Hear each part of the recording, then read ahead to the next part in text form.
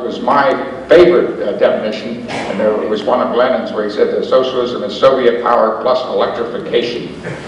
And these days I would argue that, you know, maybe it's a popular power led by the working class plus cybernetics, but that reflects some of my own biases. The point was, and I originally thought I might entitle this thing, instead of 11 talking points, I would put out, and I think in a way this is still accurate. These are 11 these were 11 working hypotheses on 21st century socialism. The reason I formulated it that way is I don't think the discussion is closed. The future is open. Socialism is a work in progress.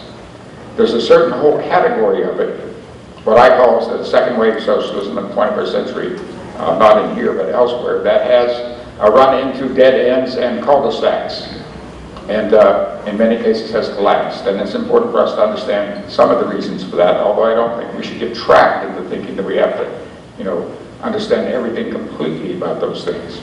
Historians will be arguing about that for the next 100 years. But at the same time, socialism is a living thing, and it still exists in a number of countries.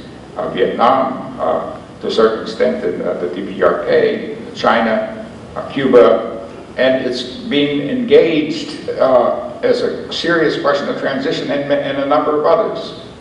Venezuela, South Africa, other parts of the world. This doesn't even get into all the questions of the more advanced forms of social democracy that exist in Scandinavia, or even what I consider some of the very radical and instructive experiments in worker cooperatives in the Romagna region of Italy, and especially in the Mondragon region of Spain, where very successful large complexes involving hundreds of thousands of workers and hundreds of firms that are entirely worker-owned and worker-run have come into being. I think all of these things are instructive for us, and what goes together to make up 21st century socialism. And we have things to learn from all of them. In pulling together these points, I relied a great deal on that.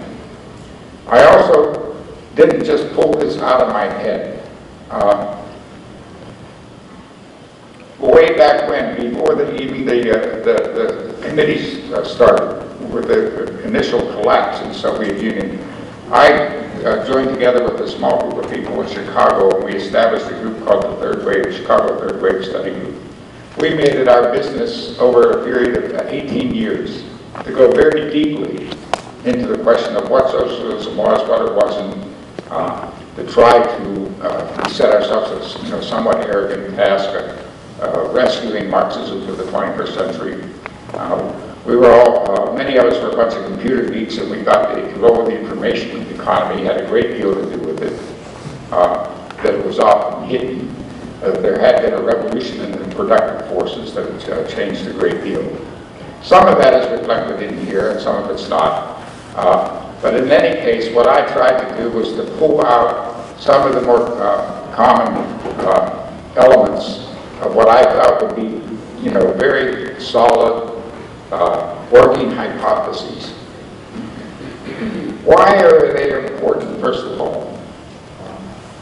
One thing I've argued over in this organization, and even before, over the years, is that it's important because we have two sets of tasks. We have two sets of tasks that are interrelated, linked, but they are not the same. And every time we confuse them, muddle them, or try to mush them together, we get ourselves in trouble. The first set of tasks are what I call our mass democratic tasks. These are the tasks that are before us around the immediate struggles of the day, immediate issues of the day, where we are out to try to unite a progressive majority of the country, regardless of whether they're socialists or not. The mass democratic task, out now from the wars, HR 676 in healthcare, Employee Free Choice Act to help strengthen the unions, green jobs for the inner city youth, debt relief, especially for young people. These are all mass democratic tasks that we have that we can organize around. We can build organizations around that are not socialist. They're not anti-socialist, but they are not socialist, but are capable of uniting a progressive majority. And to be very clear on what those tasks are, it's also important to be clear on what your socialist tasks are. One thing I opposed was to what I call final paragraph socialism. I felt that this is a phenomenon where you write up a leaflet or do an article on a sort of mass educational character on some abuse of capitalism, and then the final paragraph, you tack on the final paragraph, and that's why we need a socialist revolution. My feeling was that I did not agree with this. This was to trivialize our socialist tasks. That was the other set of tasks that we had. I took, in the group that I worked with, took our socialist tasks very seriously. We felt that socialism was, in fact, there was a crisis in socialism, which first of all meant that the definitions were not clear. Certain things had collapsed, new things were being formed, but the clarity was not there. That's what a crisis means. That something old had been dying, something new was being born, and our task, if we were to engage that crisis, was try to figure out what it was and break on through to the other side. I don't think the group that I was working with is still at it, and a number of fairly important people are involved in it. David Schweikert, for one, who most of you know. I'm a big advocate of his book. I got a few copies on for sale over there, which I think is one of the best books on socialism around. But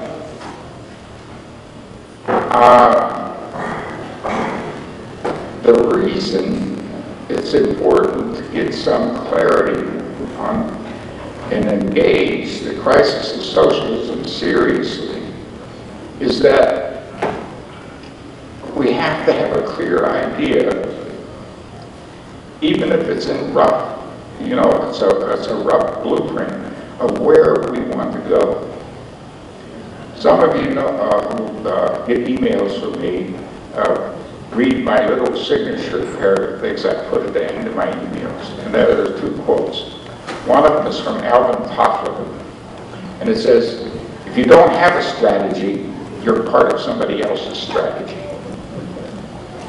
And the other one is an old Chinese proverb that says, if you don't change direction, you're going to wind up where you're going.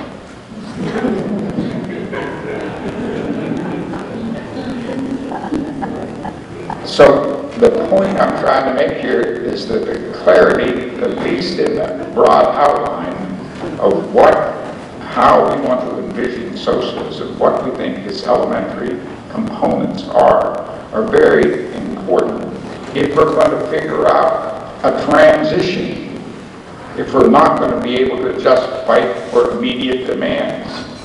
If you want to figure out a transition or radical structural reforms that point to as bridges and serve as bridges to socialism, you have to have some idea of what it is. And that requires some serious theoretical work.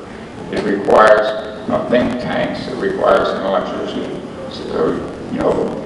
do this as they're living, not in isolation from the workers' movement, but they certainly have to be part of it and be informed by it. But it takes some time and energy to go into these things seriously, and that we have to work with these people, seek them out, and help the work that they do, and make use of it in the sorts of things we do.